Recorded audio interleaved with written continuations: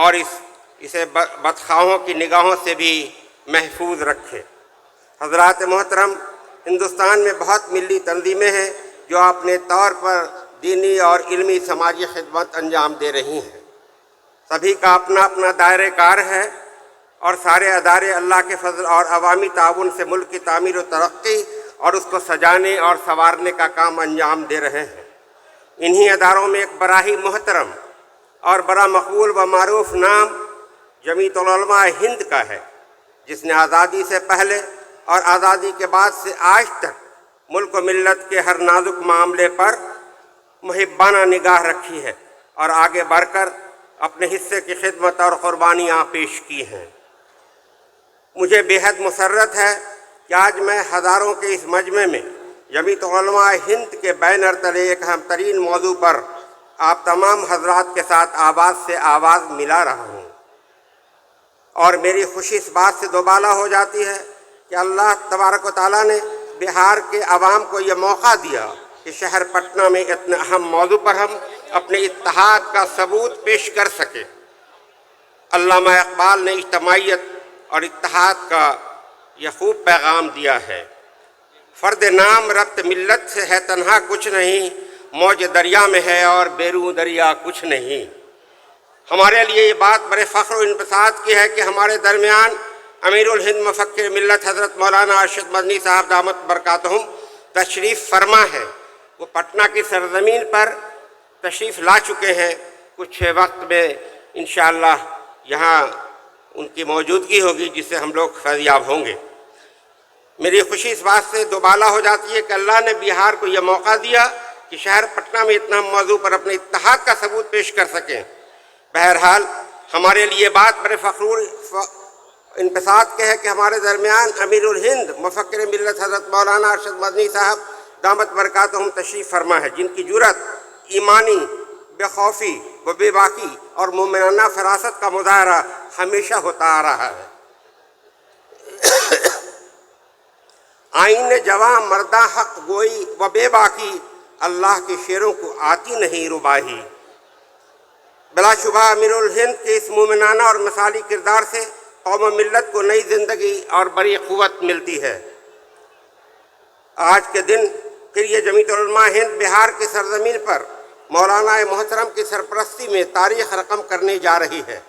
ملک کا بچہ بچہ اس بات سے بخوبی واقف ہے کہ حضرت والا کا خانوادہ علم و عمل، روحانیت و خدمت اور عظمت و عظیمت کا مینارہ نور ہے۔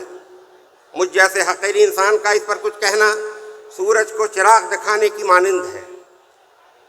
دعا ہے کہ اللہ تبارک و تعالی حضرت والا امیر الہند کی عمر کو دراز کرے اور قوم و ملت کو ان کی سرپرستی سے خوب فیضیاب کرے، آمین۔ حضرات محترم، تاریخ گواہ ہے کہ ہر زمانے میں مسلمانوں پر ظلم و ستم کے پہاڑ توڑے گئے ہیں۔ آج پھر کچھ بدخواہ اپنی سازشی اور ذہن و فتنہ ساز منصوبے کے تحت مسلمانوں کو ان کے شعار کو مٹانے پر سو جتن کر رہے ہیں، کبھی مذہبی موقعات کو نقصان پہنچا کر، کبھی مذہبی رسومات کو ٹھیس پہنچا کر، کبھی ناموس رسول صلی اللہ علیہ وسلم کے رسول اللہ صلی اللہ علیہ وسلم پر حملہ کر کے، کبھی مسجد و مزارات پر قبضہ کر کے، کبھی داڑھی اور حجاب کے نام پر پریشان کر کے، اور کبھی نت نئے قانون بنا کر ہمیں الجھانے اور برباد کرنے کی کوششیں جاری رہتی ہیں۔ لیکن تاریخ گواہ ہے کہ ظلم جب حد سے گزرتا ہے تو مٹ جاتا ہے، اور جو لوگ ملک کی تعمیری کام میں لگے رہتے ہیں انہیں تاریخ اچھے الفاظ میں یاد کرتی ہے۔ جو لوگ ملک میں بگاڑ کی سیاست کرتے ہیں، فتنہ سازش کی راہ پر چلتے ہیں، تاریخ ہمیشہ انہیں منفی انداز میں یاد کرتی ہے۔ جو لوگ انسانیت کے جوہر سے مزین ہوتے ہیں اور انسانیت کی خدمت کرتے ہیں وہ تاریخ میں امر ہو جاتے ہیں۔ جو لوگ انسانیت کے جوہر سے عاری غیر انسانی سازشوں اور منصوبوں میں لگے رہتے ہیں انہیں تاریخ ہمیشہ فرعون اور ہٹلر کے نام سے یاد کرتی ہے۔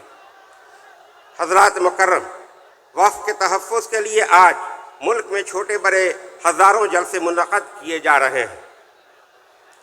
جہاں سیکولر جماعتیں کھل کر بل کی مخالفت میں اپنے خیالات کا اظہار کر رہی ہیں، وہیں چند ایسے لوگ بھی ہیں جو ملک میں بگاڑ اور امت مسلمہ کی تباہی کے لیے کوشاں ہیں، مگر ان کی تعداد بہت کم ہے۔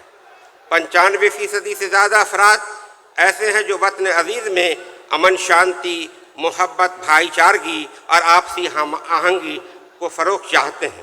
ان میں سے ایک نمایاں نام ہمارے معزز وزیر اعلیٰ جناب نتیش کمار جی کا بھی ہے، جو تعمیری اور مثبت ذہن سے کام کرتے ہیں اور ہمہ وقت مسلمانوں کی ترقی کے لیے سوچتے ہیں۔ مثلاً وقف بورڈ کی گرانٹ کو انہوں نے 40 لاکھ سے بڑھا کر 3 کروڑ روپے کر دیا ہے۔ تقریباً 10,000 قبرستانوں کی گھیرا بندی کرا کے اس پر قبضہ کا راستہ بند کر دیا ہے۔ اقلیتوں کی تعلیمی ترقی کے لیے رہائشی اسکول کا منصوبہ شروع کیا ہے، جہاں بچوں کی بہترین تعلیم کے ساتھ ان کے رہنے سہنے کا بھی معقول ہے۔ اس کے علاوہ اور بھی بہت کچھ انہوں نے اقلیتوں کے فلاح و بہبود کے لیے کیا ہے۔ ہمیں ایسے لوگوں کی شناخت کرنی اور ان کے ساتھ متحد ہو کر آگے بڑھنا ہے اور سازشی طاقتوں کو شکست دینی ہے۔ ہمیں ان سیاسی پارٹیوں کو بھی ساتھ لے کر چلنا ہے جو آئین تحفظ کے لیے آوازیں بلند کرتی ہیں اور دستور ہند کی بقا کے لیے ہر وقت دن رات کوشاں رہتے ہیں۔ آج سیاسی اور سماجی اعتبار سے ملک کا ماحول جو پڑا گندہ ہے اور تعصب و منافرت سے آلودہ ہے، لیکن جو لوگ ہندوستان اور ہندوستانیوں سے محبت کرتے ہیں ان کی تعداد بہت زیادہ ہے۔ لہذا ملک و ملت کے دشمنوں کی سازشوں کو ناکام کرنے کے لیے ہمیں بھرپور اجتماعیت اور اتحاد کا ثبوت پیش کرتے ہوئے جمعیت علماء ہند کی آواز پر لبیک کہنا ہے۔ ملک آئین کے تحت چل رہا ہے، آئندہ بھی ملک آئین کے تحت چلے۔ اس کے لیے ضروری ہے کہ آئین نے ملک کے باشندوں کو جو حقوق دیے ہیں ان کی مکمل محافظت کی جائے۔ یہ سب ہماری اجتماعی ذمہ داری ہے۔ حاضرین جلسہ، پورا ملک جمعیت علماء ہند کی قربانیاں اور خدمات سے بخوبی واقف ہے۔ بلا شبہ اس تاریخ بڑی تابناک اور روشن ہے۔